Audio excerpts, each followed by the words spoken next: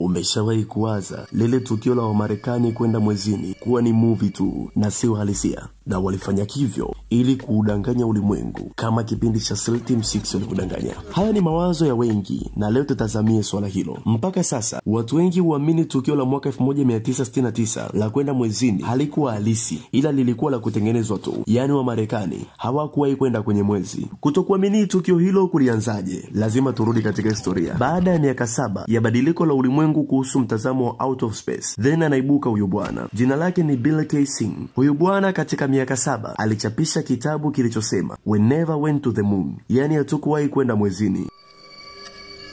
Bill alikuwa kiongozi wa Navy huko Marekani na alifanya kazi katika kampuni iliyojishughulisha na utengenezaji wa rocket itakayotumika kwenda mwezini au moon mission. Na baada ya kufanya yote kwa maarifa yake, Bill aliamua kuilipua serikali ya Marekani. Alidai kuwa kitengo cha NASA kinachojihusisha na safari za anga kilitengeneza tukio la kwenda mwezini katika studio za kutengeneza movie. Na alidai ni kwa sababu USA walikuwa wakishindana na taifa la Urusi kiteknolojia na Marekani waliamua kuwapindua kihivyo, yani kwa njia ya movie. Bill alifanikiwa kulipanda wazo hilo ndani ya vichwa vya watu na alijenga hoja kuwa ni kwa nini nyota hazionekani katika picha za kwenda mwezini. Lakini hoja ya pili ni kwa nini kulikuwa na herufi C katika video ya sayarini. Ukiangalia vizuri, katika jiwe lilokuwa mwezini lilikuwa lina herufi C, ambao ni kitu cha ajabu kukutwa nje ya dunia, labda niseme hivyo. Lakini wazo lingine lilolijenga, bendera ya Marekani ilipepeaje katika video hile wakati hakuna upepo mwezini?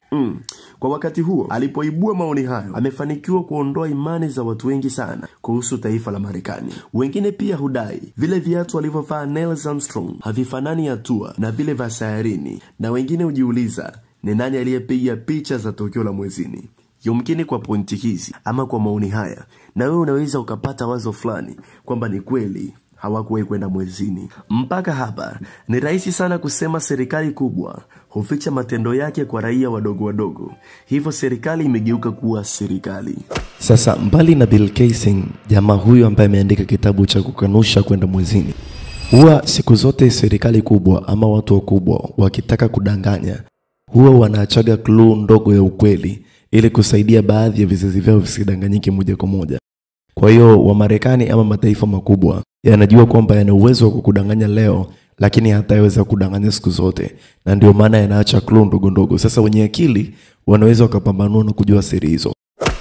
Siku moja mwanaanga maarufu aliyejulikana kwa jina la Buzz Aldrin, aliyewahi kwenda mwezini, aliamua kumaliza uzee wake kwa kusema kile alichokiita ukweli. Na ukweli huo ni kukanusha kwamba hatukuwahi kwenda mwezini. Sasa kama mtu ambaye tunadai alienda anasema hawakwenda, bado kuna mbongo mmoja kutokea Sombetini huko ataanza kubisha na kusema kwamba walienda, wakati wenyewe ambao unasema walienda wanatamka wazi kwamba hatukuwahi kwenda. Ngoja nikujuze, iko hivi. Buzz aliulizwa kwenye interview fulani na mmoja wa wanachuo waliokuwa kimfuatilia. Swali aliloulizwa lilikuwa ni hili: ni part gani ya safari ya kwenye mwezi ambayo ilikuwa ikitisha zaidi? Buzz alijibu hivi: hatukuwahi kwenda, tungeenda mwezini ingetisha zaidi. What was the scariest moment of the journey? Scariest? It didn't happen. It could have been scary. Buzz alirekodiwa kwenye video nyingine ikimuonesha anahojiwa na mtoto. Mtoto huyu akamuuliza ni kwa nini kwa muda mrefu hakuna aliyewahi kwenda kwenye mwezi. Buzz alimgeukia na kumjibu, ni kwa sababu hatukuwahi kwenda kabisa. Hatukufika pale, so hakuna wanaoendelea kwenda. Why has nobody been to the moon in such a long time? Because we didn't go there and that's the way it happened. Kwenye interview hii hapa, Buzz anadai kwamba watu walioneshwa movie na wala sio tukio halisi la kwenda mwezini. Tena anasema sio movie, bali anafananisha na cartoon au animation zinazotengenezwa katika studio. Tazama hapa. My parents waking me up and we went down and we watched you guys land on the moon, which was No, you didn't. what? You watched animation. So you associated what you saw with I have very hazy memory. not a bad line. Not a bad line. Sasa kitu ambacho unatakiwa ukielewa ama ukijue, wao walisema wameenda mwezini, lakini dunia ilipataje uthibitisho? Ni kwa njia ya movie, yani kwa njia ya TV. Watu walikuwa wamekaa majumbani wakawa wanaangalia kwenye TV. Sasa kama zile movie unazoangalia zinaonekana real, kama mtu anapigwa kweli na damu zinamtoka wakati sio kweli, unawezaje kuamini picha tu ambayo umeiona kwenye movie na ukabaki kuamini maisha yako yote kwamba ilitokea kwa uhalisia? Inawezekanaje? Basi pia anakanusha, anasema hakuna kitu ambacho kinaitwa gravitational pull, bali ni uongo mtupu. There is no such thing as gravitational pull. We lied to you. Sasa ile video watu wanaoiona watu wakienda mwezini ilitoka wapi? Inadaiwa video hiyo iliundwa kutokea sehemu mbili. Sehemu ya kwanza ni kisiwa cha Devon na sehemu ya pili ni kwenye swimming pool la maji ambalo ni kubwa kwa size. Na ni kwa nini watengeneza tukio hilo kwenye swimming pool? Ni ili kutengeneza muonekano wa kufloat uwe halisi ama wa kuelea, ili ionekane kama wapo nje ya ulimwengu wetu huu ambako hakuna kani ya mvutano inayovuta kama hapa duniani. So kile ambacho watu walikiona ni kazi ya media na IT ambao walifanya tukio la kufikirika kuwa halisi. Sasa angalia Devon Island panavyoonekana.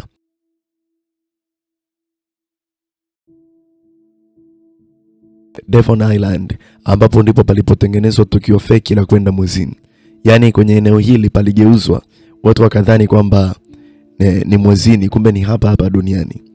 Na ni hapa, na huyu jamaa anaonesha kabisa kwa ilishutiwa hapa. Sasa wenye safari yao wanakanusha, wewe baki hapo endelea kuamini kile ambacho walikutengenezea. Yaani unatengenezea uongo kisha unapewa ngao na mkuki uupiganie uongo wakati wenzako wanaendelea mbele. Na unaambiwa video nyingi za saharini zimenaswa na kutengenezwa chini ya maji na sio angani. Alafu watu wana edit, wanabadilisha mazingira kufanya ionekane wapo angani. Subiri nikwambie kitu. Ukichukua movie ya Hulk ukampelekea mzee wa kijijini asiyejua movie zinatengenezwa vipi, huenda atakufa akijua kuwa kuna binadamu anayegeuka kuwa jitu la kijani kweli kama Hulk. Lakini wewe ambaye unajua matumizi ya Adobe After Effects, Adobe Premiere, DaVinci Resolve na kina Blender, unajua kabisa hii ni movie, lakini kwenye TV inaonekana halisi. Sasa vipi endapo zile clip za kwenda mwezini nazo zimetengenezwa ni kama movie tu, alafu eti wanatumia mikamera michafu ili tusione vizuri? Ukiangalia video zote hamna video yenye quality yani HD ama 4K. Hawajui unaweza danganya mtu siku moja na sio siku zote. Miongoni mwa video zinazoonesha uthibitisho kwamba ni chini ya maji ni hii hapa. Inaonesha puto la maji lile bubble likipita na wanakata haraka ili tusijue. Ukiangalia hapa huyu mtu wa control room anajaribu kukata video hii haraka na hapa ilikuwa live. Hebu angalia tena. The picture, which was a position that Anna had put it in to assist in our station keeping task by the whole team to carry us through, and we keeping task by the whole team keeping task. Na mpaka hapo bado hata ujiulizi kwa nini video zao zinaonekana chafu, wakati kamera za simu tulizonazo na zile ambazo zinatumika kushuti movie, hata bongo movie, zinaonekana ziko clear zaidi kuliko zile kamera zinazonasa eti matukio ya huko wanapopaita nje ya dunia. Unadhani wanashindwa kununua kamera? Unadhani wanashindwa kutengeneza kamera ziwe safi sana? Yaani mtu aliyejenga ndege inayoruka hapa duniani ashindwe kweli kununua kamera ambayo itamwezesha kunasa vizuri mwezi ulivyo na mambo mengine ya saharini yalivyo? Ukweli ni kuwa no one can escape the dome, no one can break the firmament. Wapo hapa duniani. Ndio maana hii video inaonesha ile Mars rover iliyoko sayari ya 4 inaonesha nzi katulia juu yake. Sasa jiulize, saharini kuna nzi? Kwa hiyo mambo mengi wanayafanya kuwa siri na wanatuachia sisi tuendelee kupambana sisi kwa sisi. Na ujue kabisa hawezi kutumia mabilioni ya pesa, mabilioni ya dola kutengeneza uongo tu wakati hujui ukweli. Kuna ukweli mwingine unaojua ambao umeuficha. Na ndio maana hazina kubwa ya siri nyingi za ulimwengu umefichwa Vatican City, huko kwenye makao ya Papa, ambako kanisa la Roman Catholic limekita mizizi yake huko. Kwa hiyo kwa sura ya dini, kwa sura ya serikali, kuna ukweli fulani unafichwa ili watu wengine wasiujue. Sasa siko hapa kubadilisha mtazamo wako, nipo hapa kujenga hoja, changamoto juu ya hicho unachokitazama. Mimi naitwa Windfall. Kumbuka tuko 1% tu. Bonyeza button ya subscribe, kisha tutaendelea kuchambua matukio haya ambayo tumetengenezewa mazingaumbwe na sisi tukabaki kuamini. Bye bye.